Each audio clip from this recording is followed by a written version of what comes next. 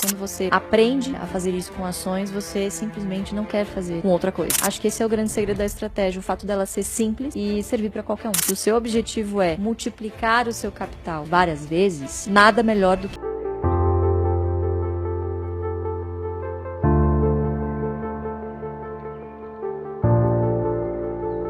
Sobre renda fixa, eu gosto de dividir em 3 caixinhas. A caixinha da bolsa, ela tá na terceira, que são os investimentos de longo prazo. Sempre, não pode ser diferente disso. Se o recurso que você tá aplicando na bolsa, você pretende usá-lo no intervalo de no mínimo 5 anos, a renda fixa você aproveita para outros objetivos de curto e médio prazo. Então, curto prazo, que os meninos disseram também, a reserva de oportunidade, a reserva de emergência. Então, a primeira caixinha é do curto prazo. A segunda caixinha são dos objetivos, dos sonhos que você quer conquistar. Então, poxa, pretendo guardar dinheiro para comprar uma casa, pretendo guardar dinheiro para comprar um carro, quero viajar, vou casar, né? Eu quero me programar para algum objetivo de vida. Aí sim, poxa, tem diversas oportunidades aí, concordo contigo, diversas oportunidades hoje na renda fixa, que em pouco tempo você dobra o seu capital. Então, obviamente, se você tem algum objetivo desse tipo, use a renda fixa. Agora, se o seu objetivo é multiplicar o seu capital várias vezes, nada melhor do que empreender. Algumas pessoas não têm aptidão para empreender. Por que não empreender na bolsa, né? É a mesma coisa, obviamente, correndo outro nível de risco, mas você fecha um ciclo em que você é sim um tipo de empreendedor, porque são poucos que atingem, né, todas as características possíveis para aguentar o tranco no longo prazo. Então, o potencial de valorização, ele é imbatível, não tenho dúvida nenhuma. E essa metodologia que vocês têm, tem como entrar em mais detalhes? Se eu pudesse sintetizar em uma frase muito simples, seria comprar boas empresas a bons preços que paguem dividendos. Boas empresas a gente tem bastante, empresas a bons preços também. Agora, o dilema é você encontrar todas essas características ao mesmo tempo. E acho que uma grande ilusão das pessoas é de que isso ocorre quando tudo está tudo muito bem. E é justamente o contrário. As melhores oportunidades ocorrem justamente quando também as boas empresas são precificadas no preço do caos, né? Então, toda vez que o mercado não consegue enxergar um pedacinho do que vai ser um futuro muito próximo, ele tende a exagerar no preço. E isso desde que o Barsi se conhece por gente. Para vocês terem uma noção, o Ibovespa tem 53 anos de existência, o Barsi tem 52 de mercado. Ele literalmente viu de tudo e mesmo assim não conseguiu prever, por exemplo, a catástrofe da pandemia. E acho que essa foi uma grande lição pra gente de que ter uma estratégia é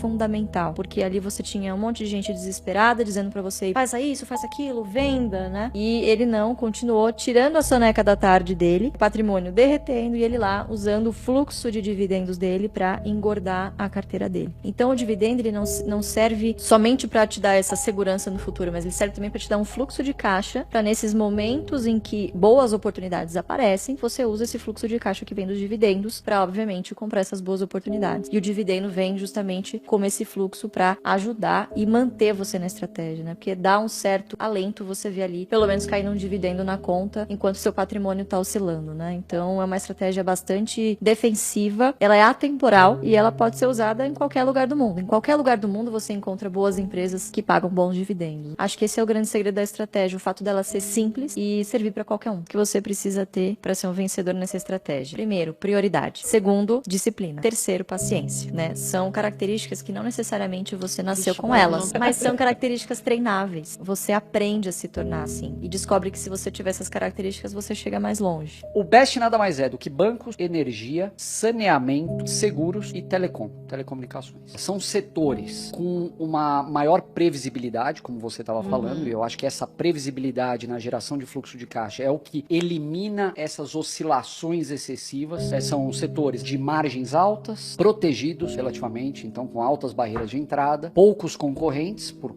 consequência disso, e essa previsibilidade no fluxo de caixa é o que na última linha vai te trazer a previsibilidade do dividendo que você vai botar no bolso, né? Então a gente gosta desses setores porque eles tendem a ser muito mais imunes a crises, eles não vão participar geralmente daquele oba-oba no momento de alta, né? Então quando a gente olha aquela farra que estava ano passado dos IPOs, empresas sendo precificadas a múltiplo de receita sem olhar o que estava abaixo disso, empresas sem lucro com preços exorbitantes, contando que o futuro fosse ser brilhante. A gente não compra futuro, a gente compra presente. Então, essas empresas, elas são empresas mais tranquilas. Você pega, por exemplo, transmissoras de energia, contratos de longuíssimo prazo, ajustados por inflação, né? E isso traz uma segurança para um investidor. Então, você está falando de colocar você que falou, né, de colocar o pé na renda variável ali através do fundo imobiliário, mas o próximo passo natural é o dividendo, porque esses setores eles acabam te trazendo uma tranquilidade e fazem com que você possa dormir tranquilo com as suas ações. Bom, a gente não investe de jeito nenhum.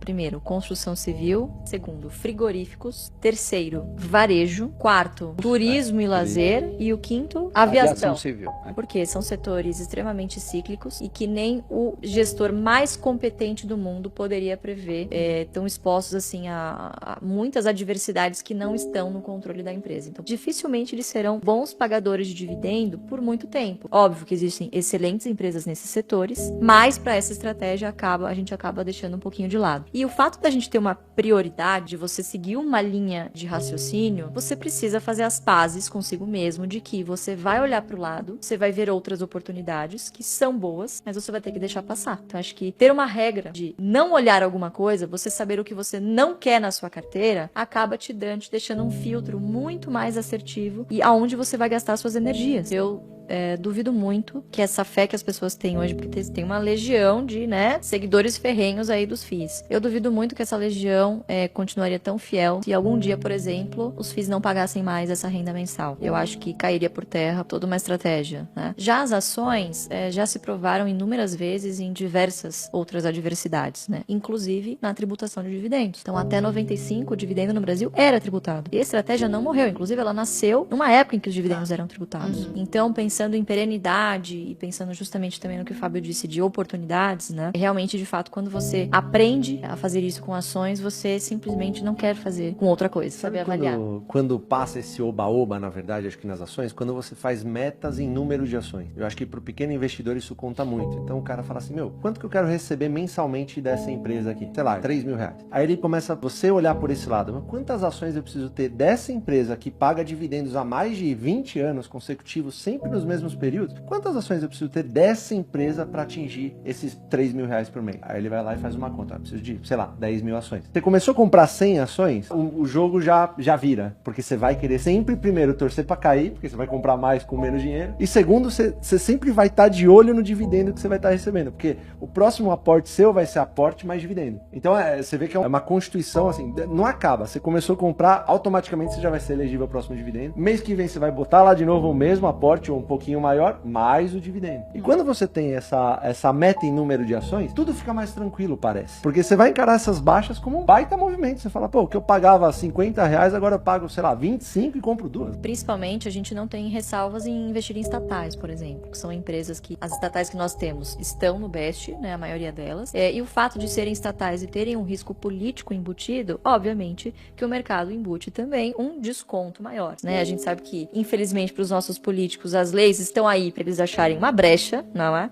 Mas eu não acredito que isso vai ser feito sem um grande alarde, então, assim, vai ficar muito feio. A gente tem um componente extra dessa vez, que é a internet. O acesso à informação do povo tá aí. Todo mundo tem um celular na mão agora. Então ele não vai, o próximo governo, não acredito que vai poder fazer o que quiser, né? Eu acho que a gente tem aí, pelo menos, metade do país muito vigilante e torcendo para que ele faça algo de errado para tirá-lo do poder, né? Então acho que me baseio nessa esperança também de que a gente tem aí decisões não tão ruins quanto a gente tá prevendo, né? E de novo, basta o mercado prever que não vai ser tão ruim quanto aquilo que ele tinha visto para a bolsa já dar uma aliviada, que estamos muito baratos, né? E as estatais não são diferentes. Então assim, você consegue encontrar boas oportunidades também que vão multiplicar e obviamente isso passa por você comprar bons preços e de novo, isso não acontece quando tudo está indo muito bem. A gente sempre busca empresas que conseguem pagar dividendos perenes. Então, olhar o histórico, né, quando você olha para trás, isso te dá um embasamento muito forte de você escolher para onde você vai. A nossa grande preocupação é não pagar caro por um ativo. Porque ao não pagar caro, o que eu estou garantindo? Primeiro, um upside lá na frente. Segundo, um dividendo interessante para mim. Então, o preço teto ele é calculado